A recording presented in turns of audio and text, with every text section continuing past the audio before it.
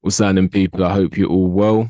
This is the J&J podcast. I'm Jordan Henderson. I'm here with Aaron Joshua, and we're back with another one. So we're going to talk about some news and some fights and just break some things down, talk about what's been going on and what's going to happen.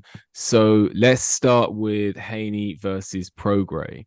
How do you see that fight going in terms of the tactics and the style and whether they gel or not? And also, what do you make of their recent form and how relevant do you think it is with regards to what's going to happen next week? So regarding this fight, I'm not gonna lie to you. Before Prograis' last fight, I would have said Prograis wins, not relatively comfortably, but I would have made him a heavy favorite. Prograis looked really bad in his last fight, and this led me to just see, okay, let me see how old this guy is. I think he's 35 or 36, so he is up there in age. And for a lighter weight guy, that is very old.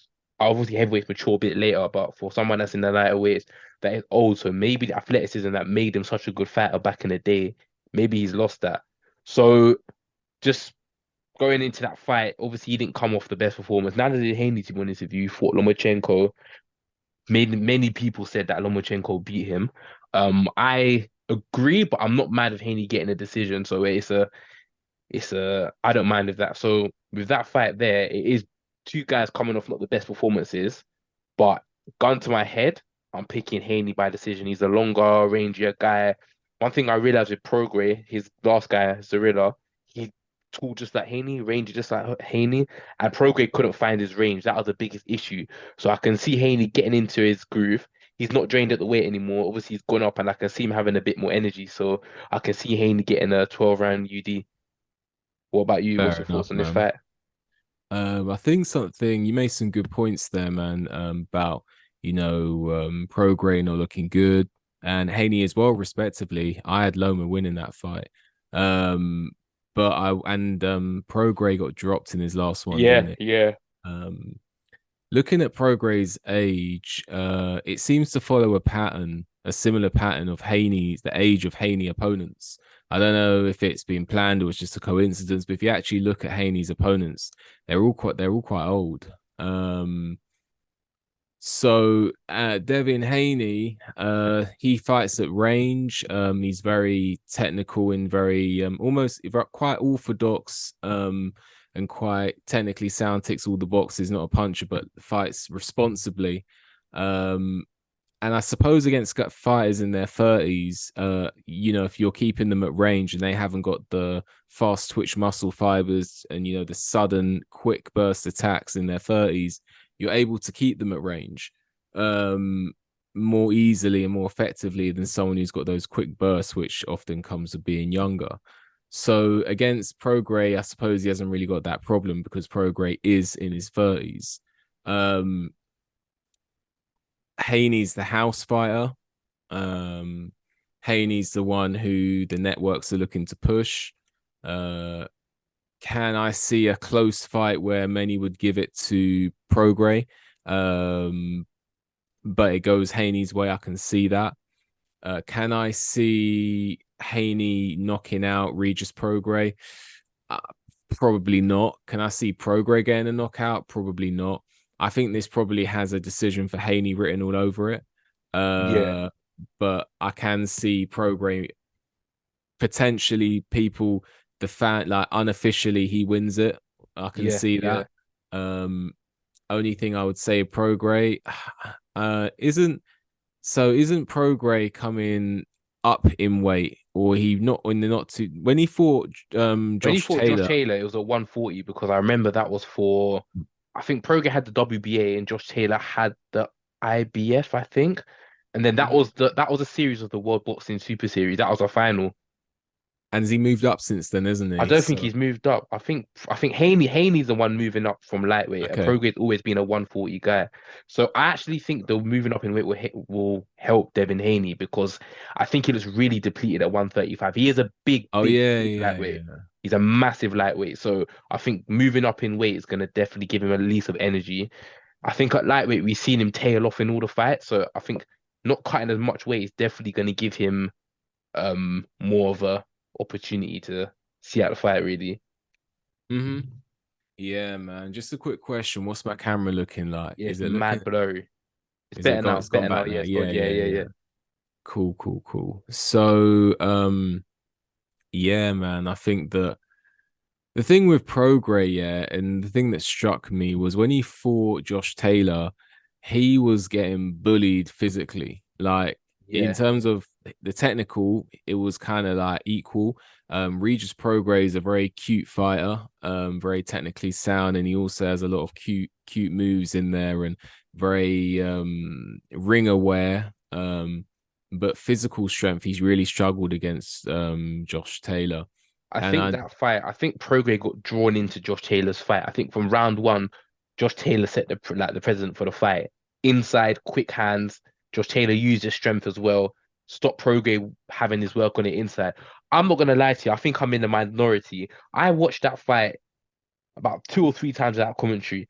And I actually think Regis Prograis did enough to win. I think that's a very controversial decision. I think he took round 1 to 6, and I think he won a couple of the later rounds. So I had him winning, but obviously this is Josh Taylor's back. This is his home yard, everything.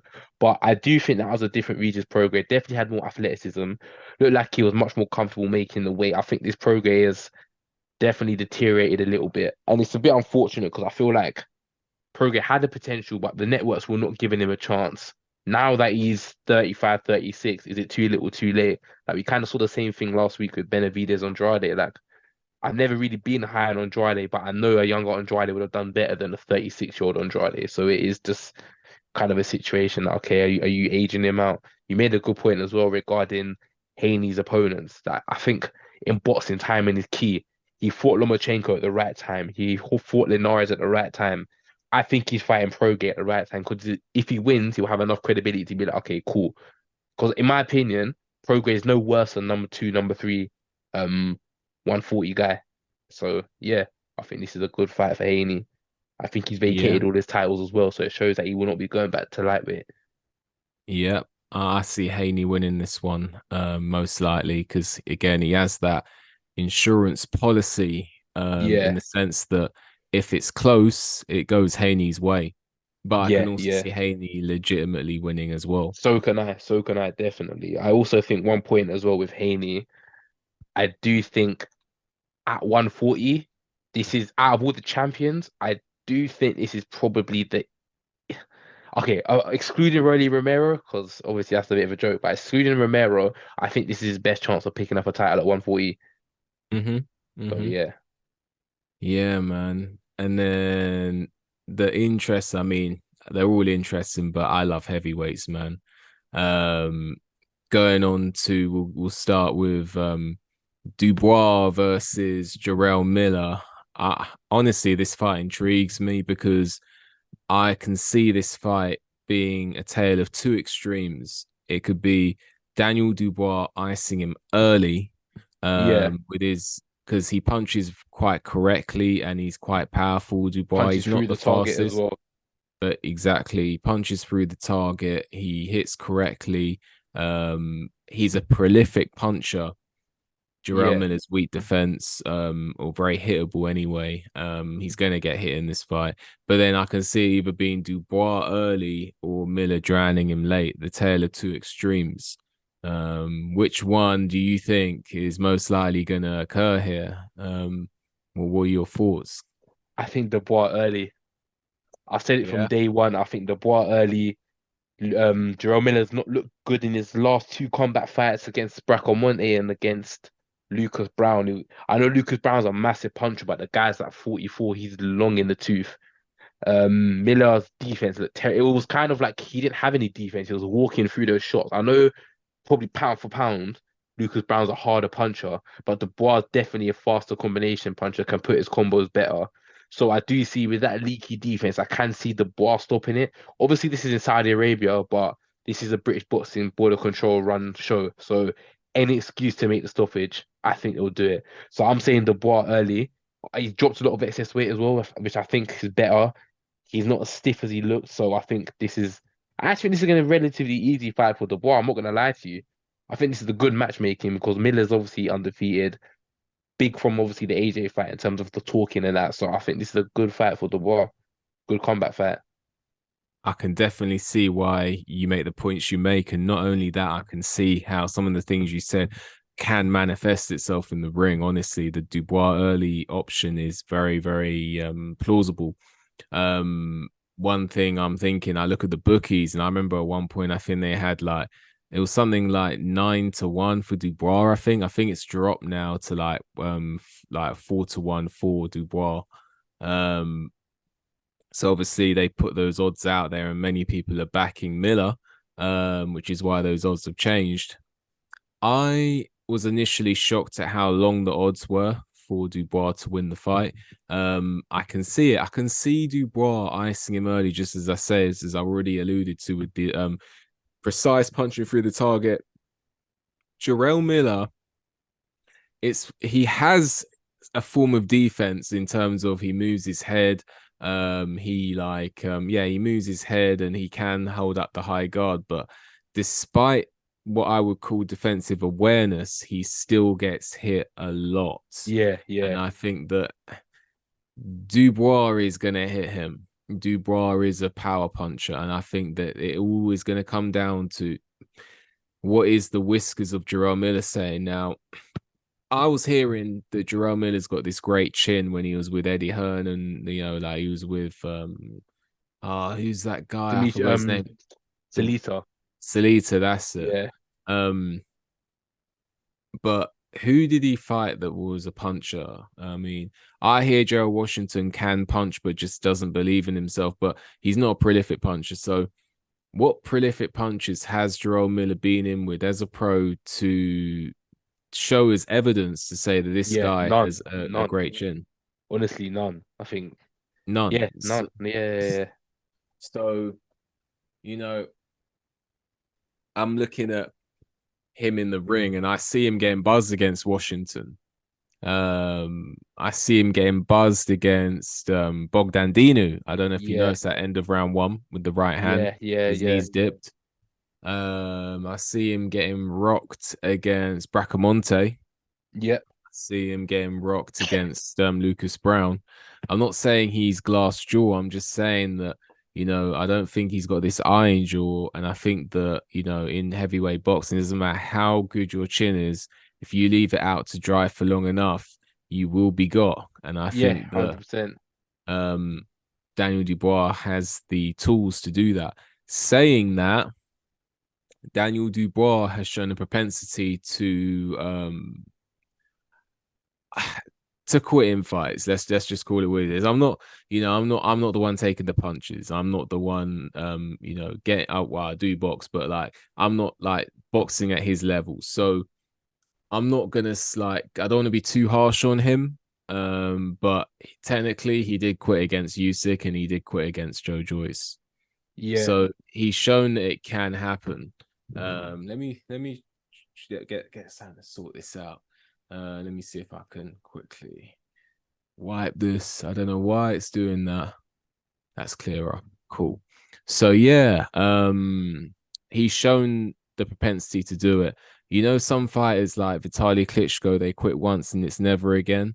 Well, Dubois already broken Done that it twice. rule. Yeah, yeah, done it twice. Um, And so especially my in the Usyk fight, it was a bit concerning just because it was a fight that Dubois wasn't winning, but I don't want to say winnable, but he had a chance in it. Like you've hurt this guy, you can clearly see he's bothered by the body shot. You have the power to hurt him, and you're letting a small heavyweight hit you with a strong jab, and you quit.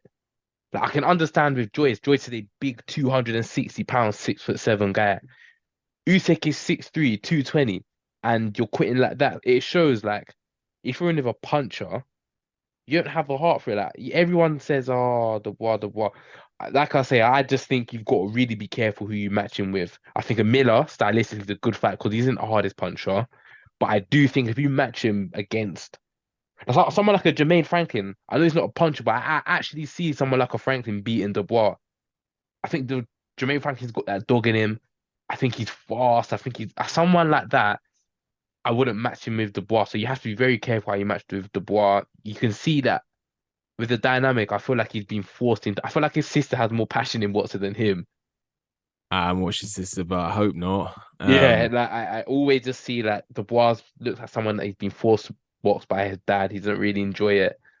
So let's see. I think Dubois is going to win early. I actually think this is a really good matchup for him. But let's see how it after what he's done to the sport. Imagine what he's going to speak like if he wins. So yeah, Yeah, man. I definitely. Let me just see if this does cut, then because it just said my internet connection's unstable, then we'll look at alternatives. But right now we're running smooth. Just wanted to, okay, just in case. So yeah, Daniel Dubois. I mean, I can see where you're coming from. I just have a big question mark over if Jerome Miller has got something of a chin and can take this late. I do see him potentially winning. Just to sort of round off this fight. Jarrell Miller, I don't think he's the fighter he was post his ban. I don't think he yeah, is the yeah. fighter he was. I see him looking flatter. I see him weighing more. And I see him getting hurt. Um, I think that if it was Miller, for the one that fought Bogdandini, the one that fought Gerald Washington, I would be picking him as a favorite. Um, but I do think that Daniel Dubois, he has shown the propensity to quit. I think once he's done it twice, you can say it once, he could do it again. He's done it twice now. So Yeah, these are yeah, the sort exactly. of tail of the tape. And when I look at it, this is why it's intriguing to me because I can see Dubois doing it early. If he can't get him out of there early, is he going to quit? And I think Frank Warren is kind of throwing him in this fight and kind of So the saying, way I'm not sure if you saw the interview actually, but Dubois actually accepted to fight Wilder on this card. I'm not sure if you actually saw the interview. Frank Warren confirmed that it was supposed to be originally Wilder versus Dubois and Parker versus Zhang on this card. Then obviously the opportunity came up. I think Frank Warren's had enough of Dubois. I think Dubois was supposed to be the answer to AJ. That was supposed to be Frank Warren's answer to AJ. Didn't work.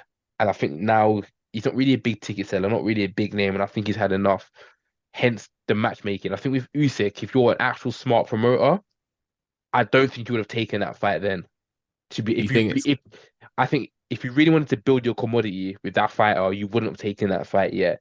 So I think Frank Warren is kind of last chance saloon with Dubois. If he loses, I think that's it. You think it's kind of like, yeah, I'm putting you in these fights. If you win, you're on. If you don't, you're off. It's like Exactly that. Because I just don't see where Dubois goes. Like I think that image of quitting is so hard to change it. Like he's not a commodity. Like I say, I think he was Frank Warren's answer to AJ in terms of when they first signed and they were comparing him, this, that. It just hasn't worked out. I just think yeah, I think that he it has kind of messed up, and I think it's all. If it weren't for the quitting thing, he'd be rolling on strong against Joe Joyce. It was a close fight. People make out there weren't. It was, It was a close and fight, exactly. he pulled the plug on that, and he pulled the plug against Usyk in a fight that he was losing, but he was in the fight, and Yeah. that's hard to come back from. So moving on to Wilder and Parker. Yeah, I mean, we have spoke about that, and I have been thinking about that, and I do think I keep the sentiment that I think that Parker has the skills to upset Wilder. Not, and when I say upset, I don't mean win the fight. I mean cause Wilder serious problems. Um, yeah, I think he has the skills to cause Wilder some serious problems, but I also feel that Deontay Wilder, with Joseph Parker, it's a weird one. He because I feel he has the skills to do so, but he needs to get to Wilder to do it. Now, can he actually do that? I don't think he's a come forward fighter. My thoughts really haven't changed. I see this as Parker maybe surviving longer than some people think, but getting taken out. Like that's the way I see it. I can Like definitely people, hear what you're saying. one Definitely. round, two round is what people thinking. No, I think it could be like anything from 4 to 9. I think Parker could be getting some good work done. The problem with Parker is he needs to actually get on the inside to get anything done. But I think he will struggle to do that. And I think that the reason you see before Wilder fought Fury, no one really got on the inside of Wilder like that. It was only really Fury, and I think the reason why is Wilder's got a really awkward octopus-like body, like really lanky, and it's weird because it's hard for fighters to actually get in on the inside on him. If you actually look at Luis Ortiz, who's a really technically proficient fighter, he couldn't even really get on the inside of Deontay Wilder like that. Whereas Tyson Fury's extra height and extra reach meant that he was actually able to touch Wilder and actually go on the Yeah, inside and actually get there and bully him. Most fighters can't actually sit on Wilder's chest like that. No one's done it really apart from Fury. So I don't think Parker's going to be able to do it. And I I think don't that, at all. I definitely agree with you in that sentiment, 100%. I think this fight, in terms of name value, because Parker's a former champion, it's like, oh, this is a competitive fight. This is good, but I don't think this is going to be a competitive fight at all. I'm going to be real with you. I really see this fight ending inside 5 rounds. I think if you actually watch Parker, I'm not too sure if you watch his last fight against Simon Keane. Although he won it, he was getting touched up a little bit in terms of straight jabs, right hands. And if Simon Keane is touching you, Wilder will obliterate you. I think with Parker as well, he's obviously training with Team Fury, and I tried to take the Fury approach in terms of putting on 20, 30 pounds, thinking you can bully people. It's just not going to work. Use the skills that you've inherited, use the speed, the athleticism that you have, drop that weight, then you'll become a better fighter. I just think Wilder's stuck. I think Parker's stuck in his ways, and I don't see this being a competitive fight at all. Even people saying, I agree he's got the better boxing skills, but like you alluded to, I can't see Wilder. I can't see Parker closing that range to Wilder. I can see Wilder just fencing him off with a jab. Parker loses concentration in the fight, like he always does, and getting caught and getting hurt and not be able to get up. I think if there was a right hand, I reckon Parker might get up, but I think he'll be on wobbly legs and I think he'll get taken out mm-hmm. inside 5 rounds. Yeah, that wouldn't surprise me at all. Only thing I have to think about is Wilder's age. That's all Yeah, I'm true. thinking about. One Um, round in 2 years. Wilder's 8, but I've been seeing pad clips and whatever. Wilder looks like he's still got it, but like they say, pads don't hit back. It'll be interesting to see what he's learned underneath Malik Scott. I do like the relationship, what I'm seeing, to be honest with you, as a mutual. I'm liking that relationship I'm seeing. So it'll be interesting to see more one round of boxing with Wilder. I also think Parker as well. People fail to mention that this guy really gasses out badly in fights. So he could be doing it good against Wilder. Parker already has a shaky defense with that low left hand. If he gets tired, I can just see him getting clipped. So I'll be very shocked if Wilder loses this fight. I'm going to be honest with you. yeah, I agree with you. I agree with you. And then Joshua and Wallin, I know you've got thoughts with regards to how you think that fight's gonna go. For me, man, I feel like Otto Wallin, I mean, he can cause Joshua some problems for sure. But I feel like Otto Wallin, he doesn't really. I don't think he can knock I don't think he can knock Anthony Joshua out. It's heavyweight boxing, but Joshua's been in there with Klitschko. He's been in there with Povetkin, Povetkin. right? He's been in there with I wouldn't say I'd say Parker's a more prolific puncher than Wallin. He's been in there with Dillian White, who is a puncher. So I don't think that the likelihood of a knockout for Wallin is slim. And does he win a decision? Well, let the he could win. I don't think he could. If he was to win a decision, he would need to win every round, score multiple knockdowns because the Saudis are looking to make Wilder Joshua. So Joshua has that insurance policy in the sense that even if he loses, he could win. But Yeah, if you're actually looking at outcomes, I don't see a Wallin stoppage. And then if again, I don't see Wallin beating Joshua wide enough for him to actually take a decision. Um, I can see Joshua legitimately winning on points, and I can see if he actually loses the fight, them giving it to him just for the fact that they're trying to make that Wilder Joshua fight and the money, for Joshua Wilder is there, whereas the money who's watching Wilder Wallin like. yeah, yeah. So I think that, but honestly, I can see Joshua stopping Wallin in this fight. I can see it. I don't Wallin. I don't. He fought Fury, yeah, but like, let's be real.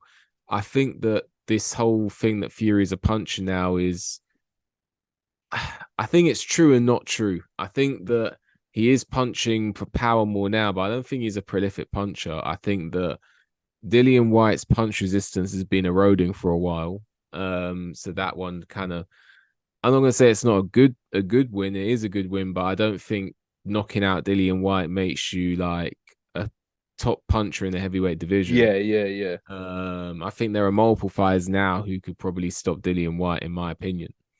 And then the other one is, well, Fury knocking out Wilder. I don't think Wilder's got a granite chin. I think Wilder, Well, he's honestly, 215 pounds. Like, if someone who's 280 is gonna hit you, you're gonna. It's just this law of averages. You are gonna go down. Like, it's not even I in terms would of brute force. I would possibly bank on Joshua having a better chin than Wilder. Honestly, Wilder, I don't think he's got a granite chin. People were saying he's got a good chin, and he proved it against Luis Ortiz, but I don't know, man. One, I don't think Luis Ortiz. Yeah, I don't He's buy never it. been a heavy. He's never Luis Ortiz never been a banger. He can punch, but he's never been a banger. We've seen Wilder hurt against Eric Molina. Like we've seen him hurt multiple times, but people just discredit that. We've seen him drop back in the day that PBC wiped it from the records. But with Wilder, I don't get this whole granite chin thing to be honest with you. But like I say, it is interesting. This Wallin fight, me personally, I'm not as high on Wallin as people are. Do you know what it is? I think this fight is Wallin's on the come up, had a good win. Joshua's not looked as good as he does before. So I think it's maybe people overrating Wallin and people underestimating Joshua. That's what I think it is. I think I think it's a thing that okay, we'll see what goes on after that. But to be honest with you, I can see I can see the stoppage. I think Wallin against Brazil, if you watch that fight, he was tiring from round 8 to round 12. So there's going to be a stoppage here. I'm not going to lie to you. I think there'll be a stoppage here. Yeah, I wouldn't be surprised at all. I'm kind of thinking that quite possibly will be a stoppage for Joshua. Um, I think that Wallin, he was getting roughed up in there against Tyson Fury. If you watch against Dominic Brazil was roughing him up at the end of that fight. Yeah, exactly that. And that's a Brazil Um, who's slow. It's probably as slow as Joe Joyce, like. But I do and want to say one thing as well, quick regarding Wallin. I do see him as a fighter that you have to hit him with something hard in the first few rounds to get his respect because he is a dirty fighter. With Fury didn't hit him with anything hard to deter him off. It was only later during the fight that he started to get hit. So I think Joshua needs to land something heavy from round 1 to 3 to keep Wallin off because Wallin is the type of guy, if he gets into his rhythm, that's when the fight becomes hard. So you just need to keep him off the rhythm. It also leaves his chin hanging up in the air a little bit. No one's taking advantage of it, but I see this fight as a good matchmaking. I see this fight as good matchmaking. I mean, we gotta look at what Wallin, yeah, is that he's like Joshua fought Usyk, and I legitimately thought Joshua lost both fights, but the second one for me was razor close. Like, no one's talking about. I think the second one was razor close. I scored it 1 point to Usyk in the second one, like 1 point. Literally, that's all it was. Yeah, Um, so if he's going pushing Usyk all the way, like, and you're getting a taller, more hittable southpaw who is less skilled and less and easier to find. That's why I think this fight is going to be, probably a Joshua Winham, very possibly a stoppage, in my opinion, yeah, because he's Wallin is, in my opinion, is inferior to Usyk, and when you're looking at the styles make fights element, Usyk is smaller, and I think Joshua found it hard to hit him clean. yeah, Um, Wallin is taller. Um, Wallin, in my opinion, is more hittable. Wallin, in my opinion, is less of a puzzle to solve. yeah, 100%. And I think that Wallin, unlike Usyk, tires down the stretch. So And this fight is on 6 weeks' notice as well. I think people need to understand that as well.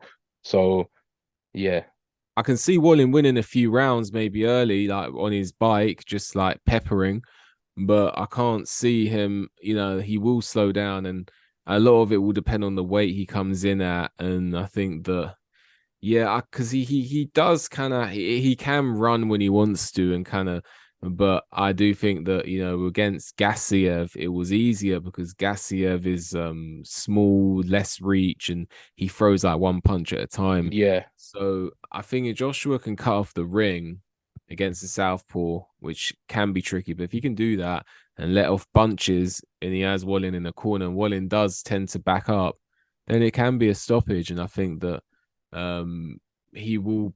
But I think there's a great chance he's going to look better than Fury did against Wallen. this fight is a statement fight. Like, if he looks good, I think it is a real statement to the division and the champions. Like, okay, I'm back. So, I think I actually think this is a really good fight for him. It's obviously if you win, you get a number two rank in IBF. So, all in all, I think this is a good fight. It's his fight to lose. It's Joshua's fight to lose. Like, I don't see this being a tricky fight like that. Like you said, I can see Waller maybe winning the first couple rounds, but I can see him getting stopped from round 7 to 11. To be honest with you, I think Joshua's cardio has improved as well. So yeah, I think this is a I, relatively straightforward fight. I noticed Joshua's foot speed. If I watched him against Klitschko, foot speed was a little bit clunky, but against Franklin, he actually quite fleet of foot now. Yeah, Um, definitely.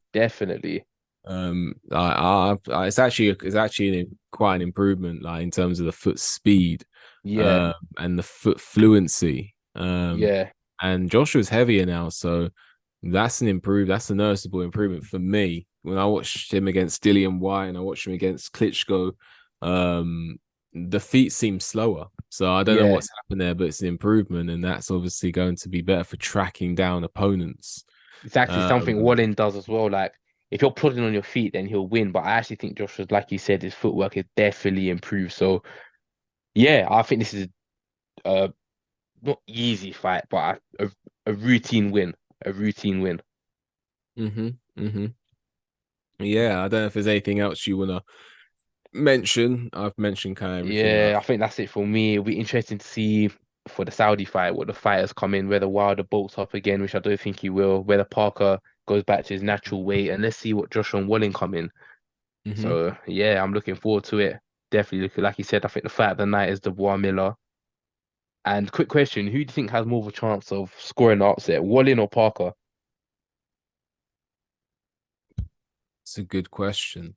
Um, they're both fights where you think they should both win, but I think, man, I was very certain about Parker before, but I'm still probably gonna say no. I'm gonna say Wallin, man. I'm gonna say Okay, Wallin. I'm gonna yeah, say Wallin. I think Wallin has more chance of it. I don't know why. Maybe it's the heart, probably that. I think Parker. I don't think he's got. Parker doesn't give up, but it's like he's he giving kind up of and he's accepts trying to defeat. win. Yeah, he kind of doesn't give it, he doesn't quit, he doesn't take a knee, but I think he kind of accepts. Like, he hasn't got the will to push it. He's just like, oh, like, I'll try my best if I'm not. Like, when he fought Joshua, it was more like, okay, I've gone 12 rounds with Joshua, this, that, this, that. He didn't look like he wanted to win. Yeah, So he yeah, didn't. Yeah, yeah. I think that Wallin more likely to score an upset, but I can't see. I think they're both fights that they should both win. yeah, I can't. definitely. Nothing leaps off the page that oh man, like why they like they shouldn't. That's too much of a risk. Yeah, Um, but I like people. Anyone can say in hindsight, but I actually saw. I picked Joshua to beat Ruiz, but the first time round, but I did see how stylistically, Ruiz that was, yeah, yeah. I did see how, and I was kind of on the fence, but I went with Joshua. The only reason I went with Joshua is because I thought Ruiz was a front foot fighter who had the tools to win, but he was like a front foot fighter who doesn't really use his like physical strength and things like that. So I picked Yeah. Joshua. But I saw danger. That's what I'm trying to say. I saw And in danger. this fight, you don't really see Um, it as much. I don't see it as much. No, Okay. with Parker, I don't see. the danger as much. Even in his prime, I don't think Parker's in his prime anymore. Nah, I Uh, don't. And then I never actually rated him like that in his prime. So I think so this is a relatively easy fight for Wilder, to be honest with you. even the fast combination punching like Joseph Parker, stylistically, this is horrible. Um, stylistically, I think it's horrible for him. So yeah, I think it's not a good look for him. Yeah, Um, so yeah, I'm pretty much done, I'm man. pretty much done. I think that's all from me. Definitely we'll do a video next week again regarding obviously the fight week and then just more on the Saudi fight, really. Yeah, man. Make sure you guys like the video, subscribe to the channel, leave a comment, hit the notification bell so you get a notification when we make a new video. We will be uploading videos regarding the Saudi Arabia fights. We're looking forward to that very much because those some of the fights on there are really, really intriguing. Um, yeah, and just make sure you keep tunes, keep locking into the channel, and we will be posting more and more and more. So with that, enjoy the rest of your day, and we will see you on the next video.